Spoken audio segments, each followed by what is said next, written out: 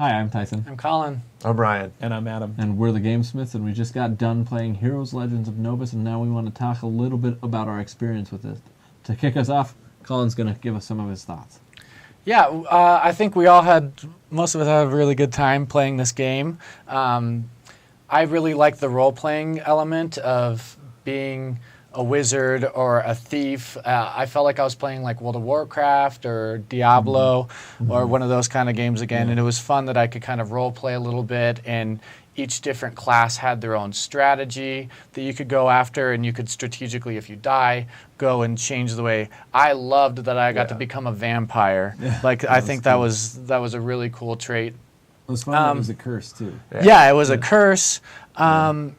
I would have liked maybe a little clarification on what I could equip, or maybe I could use any item from any class because it's a special power-up. I would have liked maybe a little clarification, and maybe even an additional advanced card that I could go get, even though it was a 5 and it had these great abilities. So that's what I really liked about it. Yeah, so, and I had a few other things. Again, I also really liked the game. I thought it was very fun. One of the things that I'm always looking for in a game is like how I react to the rules. What am I really anticipating getting into the game? One thing I thought that opening story was interesting. It seems like you invested a lot in your opening kind of story thesis statement. For me, it was very engaging and very interesting. Right from the start, I love the fact that you could evolve your races, and also that you could become your race plus any other race, and it was cool to see all the different things you could evolve into, so I was very much looking forward to evolving. And I liked the just idea of RPG stuff, like Colin was saying, equipping my character, leveling up, all that. It's always so much fun. And I love the theme, I love the time frame, and I just felt like we all thought the rules were very well organized and read well start to finish, and once you got to the end, you were done needing to read the rules. You didn't have to kind of come back up, and that's where Ryan's expertise. I've read a lot of rules for this particularly, and I usually get through them, but not in the way that they're written. I'll start on page 1, then hop to page 4 because that information is a little more important.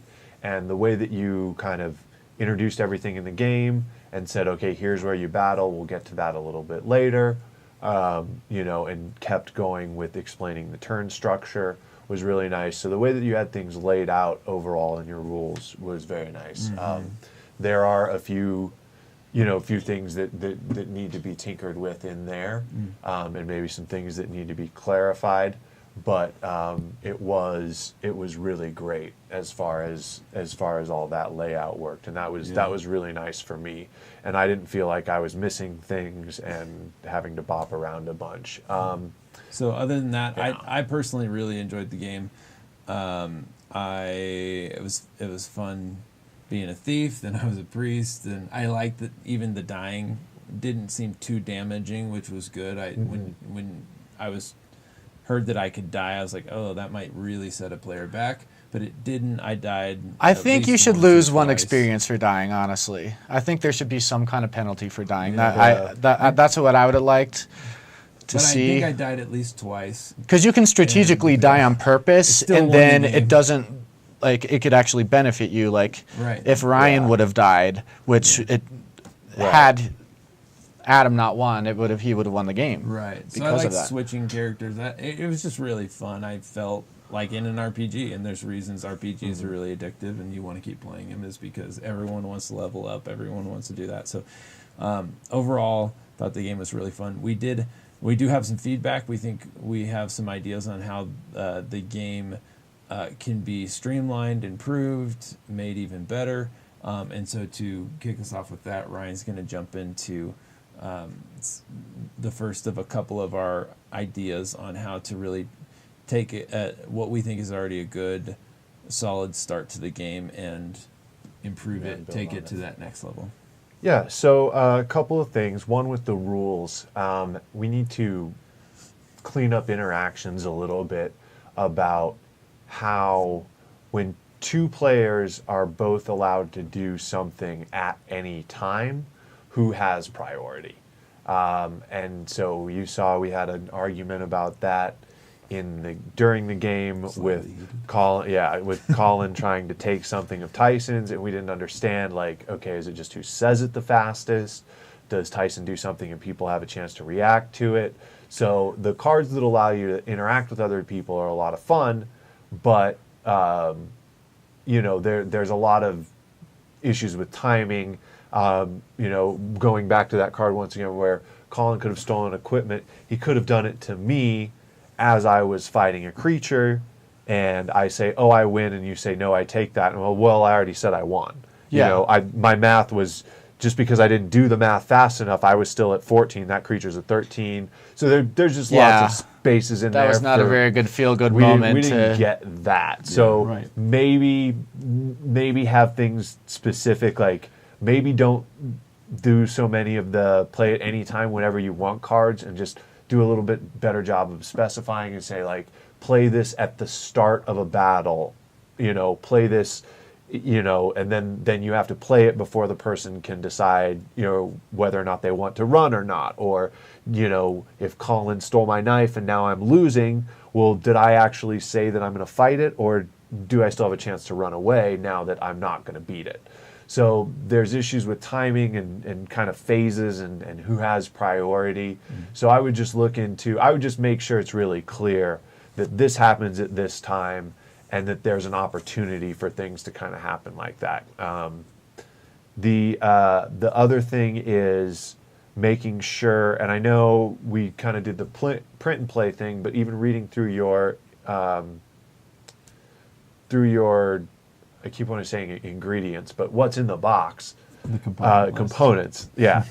When I looked at your component list, it did have treasure tokens, which we replaced with poker chips, and a D20, which we had, but it didn't have anything for tracking your experience. There was nothing in the box that I could see or plan to be in the box for tracking your experience, tracking your allies, like Tyson was getting, and just getting these allies and how many, because I did notice they were in the reward deck, so it's like we could have used those. But he could create them. Right. So I know, but I'm wondering if those are out. Yeah, that's what I was wondering, because there is a familiar that was in that deck too. True, but then multiple people can create them. There was one druid that would allow you to create 4 animal companions. Okay, so you'd have to have either some tokens on the side for the druid to mark how many animal companions, and even just I would probably do it with just a little punch sheet, and you can then track, because you saw by the end of it we were using dice to track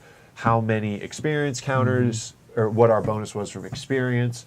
So maybe when you actually print out your character sheets, have some kind of slider that has what experience everybody's at, and then when you get up, that slider can be also color coded for, okay, when you're 1 to 5 it's +1, and when you're 5 to 10 it's +2, and all that further up. So just make sure you give everybody the things that they need to track that, because there wasn't anything to really track that, and it didn't seem like that was planned. We had some other suggestions for, I think the biggest kind of issue overall that we had was... I wanted to jump in on that one a little bit, is that when you have so much going on that you have to track, it has the tendency to slow things down. And so I think there were a number of reasons why the game ended up being over 2.5 hours for us. But one of them could have contributed to the fact that, yes, we have all these things to track, and so when you have to do the math and figure things out, you're adding time each time you do that. And I think there's a number of other things that could contribute to that as well, that timing issue. Right. I would agree. Yeah, we had an issue with the cards that look through the top 10 cards of the deck and pick an item. And then, when Ryan played his creature card, that he could search through the whole creature deck and pick one to fight. That just takes time for everybody to read what's left in here. He had to add up what's my total attack power. So what can I? He's strategically doing that, and in the meantime, it's taking 5 minutes. I'm taking the world's longest. And so to back up, we ran into, I think, 2 core issues we wanted to give feedback on. One was the timing of the game, and one was What was more the just pacing of the Pacing, game? yeah. I guess Pacing and timing. Timing. And I think that's what Um, we've already started to jump into. Right. And the other one was just not sometimes feeling like the game was happening to us instead of we could strategically influence the reactive. game. A lack of play. And so I think we'll all jump into that first one first and keep going there. But just the pacing of the game, and even though the overall length of the game was one of the things kind of at the core we wanted to give feedback on that we felt could be improved to make this an even better game. So do you want to keep going on that, Tyson? Some of the feelings you had, or does someone else want to pick that up? Yeah, Jump into the length of game and pacing. Colin started to talk about a few of those other things as well. That there are things occurring in the game that inherently will slow it down. Some of those are that you have to search the deck. You have to. Ryan at one point had an ability that let him look through all the creatures, and so And then you're even reshuffling it. right. Yeah. But because he was unfamiliar with any of the creatures at the time, it could be an experience thing as well. But he had to go through and look at all the creatures and at everything they did to see what his most advantageous option was. Because no player is going to sit there and be like, "Oh, I'll just randomly take this pick one. This one looks Right. okay." It's a goblin. Because people want to have the control. And those were the few instances in which there was apparent control that you could actually make something happen for you. And so when those opportunities came out, it was time to make sure that those choices were the right choices. So that timing was extended, and it made it a lot more difficult for anybody who was sitting just to sit there and wait. And so there was a little bit of downtime. And then on the other hand, there were some turns, like Colin was having towards the end of the game. He kept saying that my cards are like that. I'm just going really fast. Right. And, Yeah, and it's because he could see exactly what he needed. I got and there 12 weren't those attack. random The goblin things. has 1. We're good. Give me my 5 And he gold. was good. Move on. Yeah. And so there was a lot of those different things, but there were unfortunately enough things that slowed it down that took you out of those really exciting moments that into more of this really planning out phase. And I think the game can go in either direction. You can have it be a long game if you want, as long as there's enough control to it. I think for me, my biggest concern was that as I was playing the game, I was okay with having a long game, but I don't want to have a long game of pure chance. Right. Yeah. I want to have a long game of trying to figure out and being strategic about my thing and making sure that engine that I'm building is working towards an end goal. And so with that, for me, it was the length of play combined with that chance element was the biggest drawback Frustration, for me. yeah, Because that's if it really was frustrating. if it was a 30-minute game and it was as chancy as it was, I would be like, oh yeah, this is fine. Let's play another. But because it wasn't, that was the problem. Right, because you can get an hour and 45 minutes into a game where you feel like you have no control, and now you're just like, Yeah, you're because really frustrated. what happened is the chance let you guys have 5 cards in hand most of the game. I had 1. Right. So I felt at an extreme disadvantage, even though I was winning my encounters every time. I was getting 1 experience and 5 gold from a goblin, and the 5 gold to get up to 50 to even buy an experience. It's just, it doesn't help. And I think we had a couple suggestions to kind of alleviate, to maybe feel like things that help with the pacing, so you feel like things are changing and you're doing different things throughout the game. Because I think that the one mechanic you had in there of being able to, get into an advanced class, like Adam was talking about earlier, was really great. But there's just seemed to be this kind of weird middle game that wasn't quite working. So we were thinking maybe something along the lines of having a smaller creatures deck, because I did really like the fact that you can't just run into the dragon when you're level 1 and just get destroyed. That gets hidden.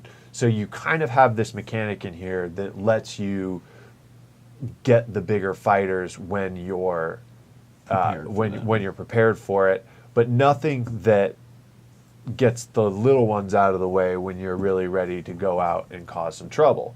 So I think we both had, I think a lot of us had times in the game where we felt like we were ready to go, we were all suited up, but there was no good monster to fight, there was nothing fun to slay.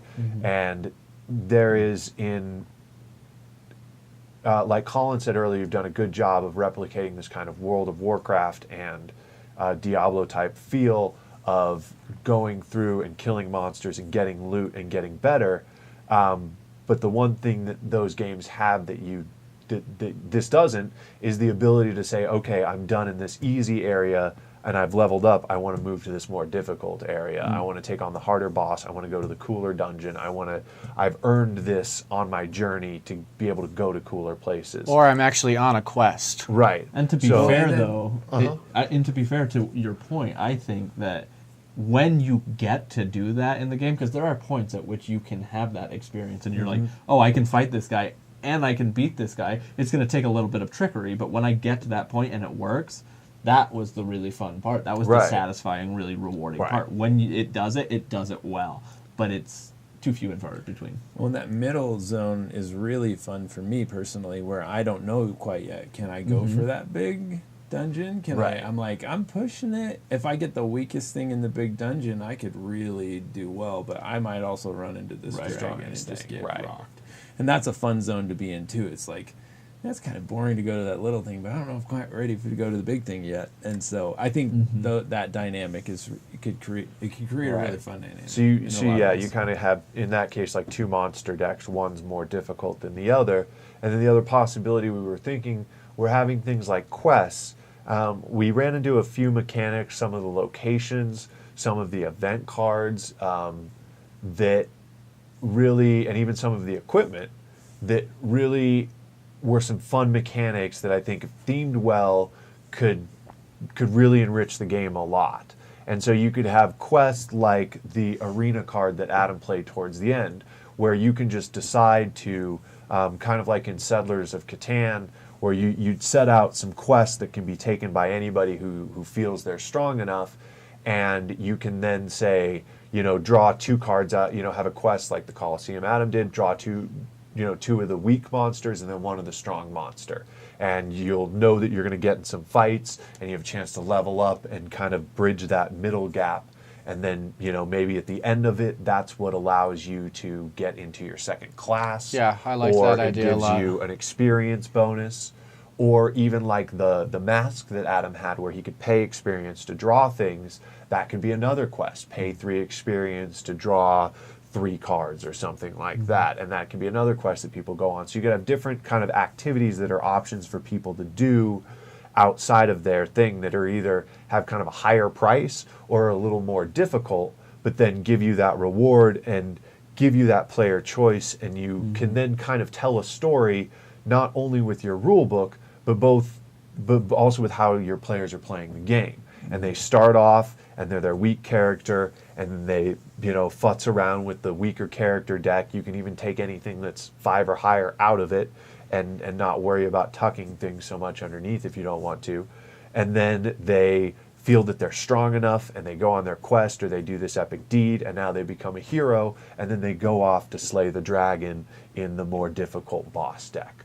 And I think it kind of tells that story, and you can get a lot of the location mechanics you were using. So I would almost pull the locations out, replace them just regular encounter cards, or more cards that let you do things like go on those quests, and then have the player play those when they're ready to play those. And that makes those locations, and maybe that is kind of what you do with your locations, is instead of having people do them right away, make them more difficult to achieve, but let them hold them in their hands until they're ready to use them. And then those 7 things that you lay out aren't just 7 things that you happen to, because that's the locations you go to on purpose. You don't. Yeah, you don't. I mean, randomly sure, run you into stumble it. across some things, but like you go to Denver, you go to Los Angeles. You don't. You say, I'm going to this location to do a thing, and then you can make it harder. You can make certain ones better for thieves. You can allow players only to go to a location once. And so if you're a thief, you can go to the nice thief location, and maybe your strategy is to die and change classes and do some other easy ones as the classes that make them easier. So I think giving your players more choice in what they want to do, and allow them to go on a quest that they kind of choose, or and maybe not do the limited thing where there's 20 but you only flip over 6 each time or something like that. Well, so and it to that changes each point, when time. I built the deck, I did build an additional deck for the location cards. I thought the way they look, the way they came out, they felt like a whole different deck. And it would be nice to randomly or have like a couple choices and to be able to pick from those and then replace it from the top. It seems like a more sound strategy. It just felt like you had two decks within one Yeah. with that adventure deck. But again, there's a lot of solutions you could take with this, and we don't want to give you we don't necessarily think that Right. this is the exact solution you should do, but we do feel that there is perhaps not enough choice or perhaps not enough control that the players can take to make sure that story that Ryan's talking about is being told in its entirety. We think that as you create more options and choice, as opposed to the random chance that we were experiencing, you will be able to highlight more of that experience and more of the world and the lore that you've created. You'll be able to pull that out and make it more rich for this environment, and we think that that would really help this game stand on its own. Right, I would agree. And So and the other thing that we had discussed earlier was something like a press your luck mechanic, Yeah. where you can draw multiple creatures if you're at higher levels. If you get to 10 or 15, you can flip over more than one creature and maybe fight more creatures like that, or something. Yeah, something that lets you feel from a mechanics point that you've progressed, and now you can take on harder challenges and intentionally take them on because you're now a better creature. So, or you're a better hero. Hero, absolutely. So, Well- In closing, there's one more thing. yeah, the last thing that I wanted you to wanna bring mention, up yeah. was we do think that you have some lore here that is great and should be pulled out more. We do think that you've got some really great things about this game that make it stand on its own, and you really should pull those out and make those stand out as much as you can. Because I think a lot of what you're going to get with this game, you're going to see feedback where people are going to say, this game is a lot like Munchkin. So if you haven't played Munchkin, and by any chance, then you need to go play Munchkin and see how similar this game is to Munchkin in a lot of ways. But if Munchkin is your source of inspiration for this game, I think you're going to have a crowd of people who would love that kind of game, who would love Munchkin, and they would like this type of game if they want something a little bit less lighthearted and a little bit more serious. You have that lore built in, and if you can pull that out, you're going to want to make sure that it stands out, because if you're going to probably encounter a lot of feedback where people are going to have opinions about how is this different than Munchkin, and you need to be prepared to, be ready to answer answer those that kinds of questions, because you do have things in here that help it stand out, but you need to make sure that those are highlighted and up front so that people can see those and then appreciate it for the game that you're creating here. Right. Yeah. So overall, we think you have a solid game. There are some pacing and timing issues, making sure you can track, all of the different things that you want the players to track in an efficient manner. But other than that, I think you have a real solid game. Definitely keep working on it. Try and address the pacing issue. Maybe let the players tell a little bit of a story themselves, because that's always the fun part of these role-playing games. But other than that, thank you for sending us the game. We had a lot of fun, and keep up the good work.